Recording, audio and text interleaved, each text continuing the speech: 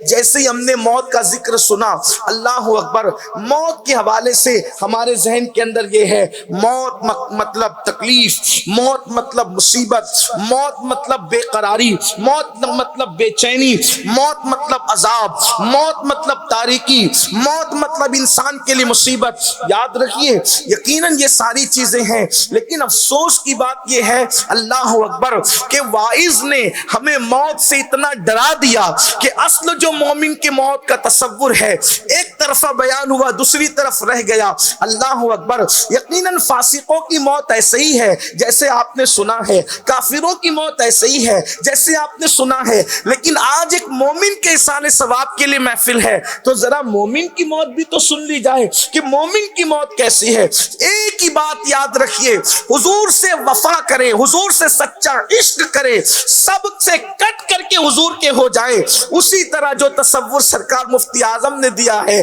مجھے اپنی رحمت سے تو اپنا کر لے، سوا تیرے سب سے کنارہ کروں میں۔ اگر کوئی ان کا ہو جائے تو موت کیسی آتی ہے؟ بخاری شریف کتاب الزہد کا وہ حدیث مبارکہ جو ہم نے آپ نے بار بار سنی ہے، آئیے اس کے آخری حصے کی طرف چلتے ہیں۔ میرے آقا صلی اللہ علیہ وسلم کے دیوانوں، مومن کی موت کیسی ہے؟ مومن میں نے وہی بتا دیا آپ کو اشارتاً، اس لیے کہ وقت میں اتنی گنجائش نہیں ہے کہ مومن کی تشریح کی جائے۔ مومن وہی جو عاشق رسول، اختصار کے ساتھ یہی، جو حضور سے سچا عشق کرے، جو حضور سے سچی محبت کرے۔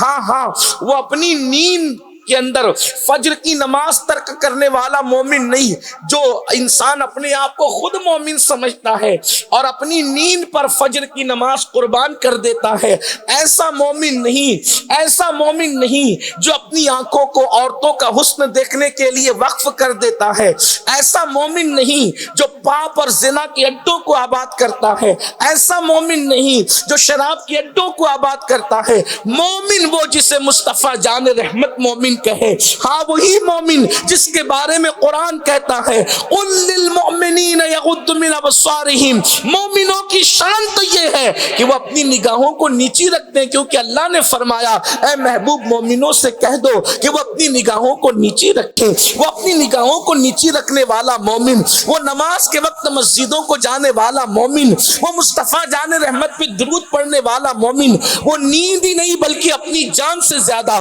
مصطفیٰ جان رحمت سے عشق کرنے والا مومن، ایسا مومن۔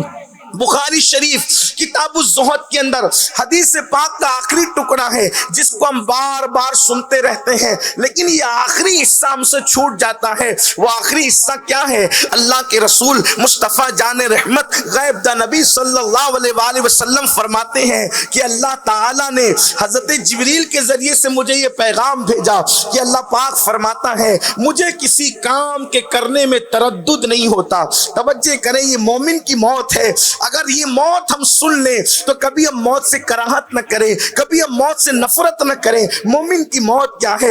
حضرت جبریل نے مصطفیٰ جان رحمت سے آ کر عرض کیا کہ اللہ فرماتا ہے مجھے کسی کام کے کرنے میں تردد نہیں ہوتا۔ تردد کسے کہتے ہیں؟ یہ ذات باری کے لیے، اگرچہ ہم ڈائریکٹ نہیں کہتے لیکن آپ کو سمجھانے کے لیے صرف بتا دوں، تردد کس کو کہتے ہیں؟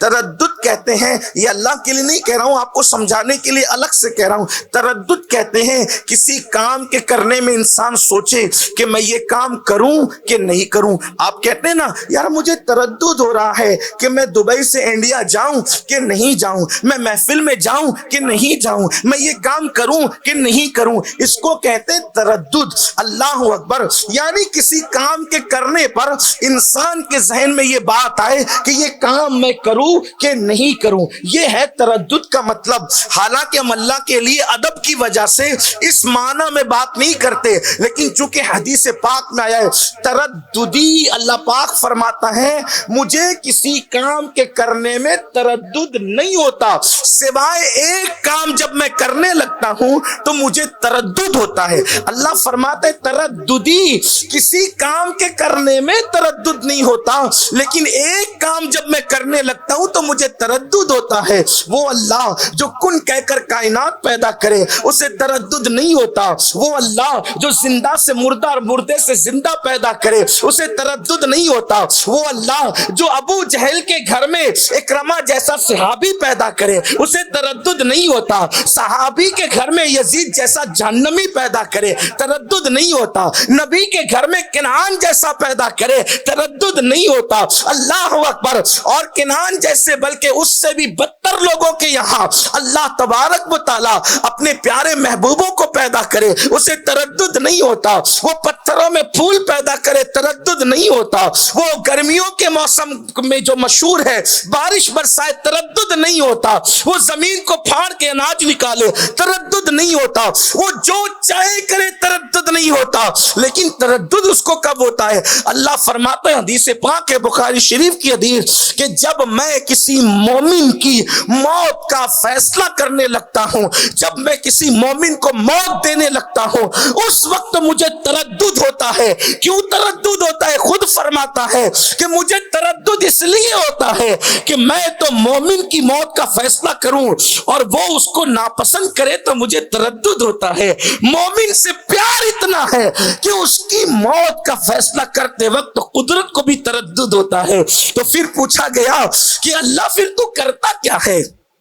اللہ پھر تو کرتا کیا ہے؟ تو حدیث پاک میں آتا ہے اللہ اس مومن کی موت کا فیصلہ کرنے سے پہلے اس کے پاس فرشتوں کو بھیجتا ہے۔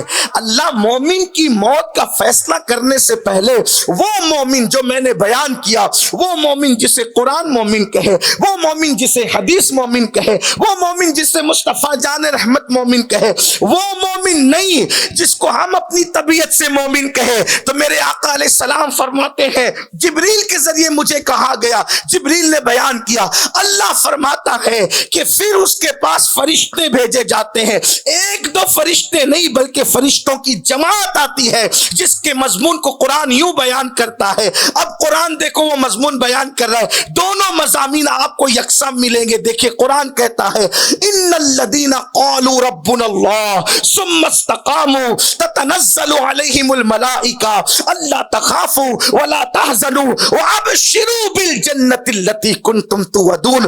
اللہ فرماتا ہے میں اس کے پاس فرشتوں کی جماعت بھیجتا ہوں، تتنزل علیہم الملائکہ، عربی کا قاعدہ ہے، ہر زبان کا قاعدہ الگ لیکن عربی کا قاعدہ الگ، ہر زبان میں واحد ہے اور جمع ہے، عربی زبان میں ایسا نہیں ہے۔ نمبر ایک، عربی میں واحد ہے، پھر تثنیہ ہے، پھر جمع ہے، پھر جمع قلت ہے، پھر جمع کثرت ہے، یہ عربی کا قاعدہ ہے۔ اب آپ دیکھیں واحد تثنیہ، واحد ایک کے لیے، تثنیہ دو کے لیے، جمع قلت ایک سے لے کے 9 تک، اور جمع کثرت 10 سے لے کر کے پھر لا محدود، اس کو جمع کثرت کہتے ہیں۔ تو یہاں قرآن نے واحد نہیں کہا، تثنیہ نہیں کہا، جمع قلت نہیں کہا، بلکہ کیا کہا؟ تتنزل علیہم الملائکہ، کہ 1 2 8 9 فرشتے نہیں آتے، یعنی جمع قلت کا بھی سیگا نہیں بلکہ جمع کثرت کا سیگا ہے، یعنی اس مومن کے پاس ہزاروں فرشتوں کی جماعت آ جاتی ہے، مرنے سے پہلے اس کے پاس ہزاروں فرشتوں کی جماعت آتی ہے۔ لوگ کہتے ہیں یہ سب سے بھاگتا کیوں ہے، لوگ سوچتے ہیں یہ ملول ملول کیوں ہے، لوگ سوچتے ہیں یہ سب سے جدا جدا کیوں ہے۔ ارے نادان، اب اس کے سامنے وہ جو فرشتوں کا جلوہ ہے، حدیث پاک میں آتا ہے جہاں تک اس کی نظر جاتی ہے وہاں تک اس کو فرشتوں کی قطار نظر آتی ہے۔ وہ گم سم جو رہتا ہے تو وہ فرشتوں کو دیکھ کر، یعنی وہ چاہتا ہے کہ ہم یہاں سے ہٹے، کیونکہ وہ جلوہ آقا علیہ السلام فرماتے، فقیہ ابو اللہ سمرقندی، یہ بخاری کی حدیث نہیں ہے، یہ فقیہ ابو اللہ سمرقندی نے تنبیہ الغافلین میں لکھا ہے، ایسی خوشبو لاتے ہیں فرشتے ساتھ میں اور ایسی جو وہ نورانی چہروں کے ساتھ آتے ہیں کہ مومن ان کو دیکھ کر حیران رہتا ہے، حیران متحیر رہتا ہے، یہ مومن کی موت ہے۔ تو پھر قرآن کیا کہتا ہے؟ اب قرآن فقیہ ابو اللہ سمرقندی اور بخاری کے مضامین کو ملا کر اس کا اتنے مجموعہ پیش کر رہا ہوں، تو قرآن کیا کہہ رہا ہے؟ فرشتے آ کر اس کو کہتے ہیں اللہ تخافوا ولا تحزنوا، فرشتے کہتے گھبرانا مت، خوف مت کھانا، کس کو کہتے ہیں؟ ثم استقاموا، جو کلمہ طیبہ پڑھ کر کلمے پہ ڈٹا رہا۔ ڈٹا رہا مطلب کیا؟ اس نے ایمان کا کبھی سودا نہیں کیا، اس نے عقیدے کا کبھی سودا نہیں کیا، اس نے عشق رسول کا سودا نہیں کیا، زبان سے جھوٹ نہیں بولتا تھا، حرام نہیں کھاتا تھا، غیبت چگلیاں نہیں کرتا تھا، جو اپنے لیے پسند کرتا تھا وہی اپنے مومنوں کے لیے پسند کرتا تھا۔ ثم استقاموا کی تفسیر میں بہت تفصیل ہے، یعنی وہ دین پر ڈٹ کر اپنی زندگی کو گزارتا تھا۔ تو فرشتے اس کو آ کے کہتے ہیں اللہ تخافوا ولا تحزنوا وابشروا بالجنت التي كنتم توعدون۔ فرشتے کہتے گھبرانا مت، خوف نہیں کرنا، وابشروا، اور اس جنت کی بشارت لے لے جس کا تجھ سے وعدہ کیا ہے۔ یعنی زمین پر اس کو بیٹھے بیٹھے وہ جنت کے مناظر کی بشارت دی جاتی ہے۔ تو وہ بندہ فرشتوں سے، یہ تو قرآن کا مضمون مکمل ہوا یہاں، اور آگے قرآن بھی کہتا ہے نحن اولیاؤکم فی الحیات الدنیا وفی الآخرہ، پھر آگے مضامین آ رہے ہیں، لیکن یہاں آیت کا مضمون پورا ہوا کہ وَأَبْشِرُوا بِالْجَنَّةِ الَّتِي كُنْتُمْ تُوعَدُونَ، اس دنیا میں بیٹھے بیٹھے اس جنت کی بشارت لے جس کا تجھ سے وعدہ کیا گیا ہے۔ تو اب وہ مومن خود کہتا ہے فرشتوں، یہ جو تم جنت کی نعمتیں گنا رہے ہو، دیدار یار کی باتیں کر رہے ہو، یار کے دیدار کا معاملہ بیان کر رہے ہو، ارے یہ ملے گا کب یہ تو بتاؤ۔ تو فرشتے کہتے ہیں او ایمان والے، جب تک تو موت کی لذت نہیں چکھے گا اس وقت تک تجھے یہ مقام نہیں ملے گا۔ تو وہ مومن خود اس فرشتوں سے کہتا ہے او فرشتوں دیر کس بات کی ہے، ذرا جلدی کرو نا، میں مرنا چاہتا ہوں۔ تو ادھر مومن مرنے کی تیاری کرتا ہے، اس کے بعد اللہ اس کی موت کا فیصلہ کرتا ہے۔ پہلے مومن کہتا ہے کہ مجھے چلنا ہے، پہلے مومن کہتا ہے کہ مجھے چلنا ہے، اس کے بعد قدرت اس کی موت کا فیصلہ کرتی ہے۔ یہ ہوتی ہے مومن کی موت۔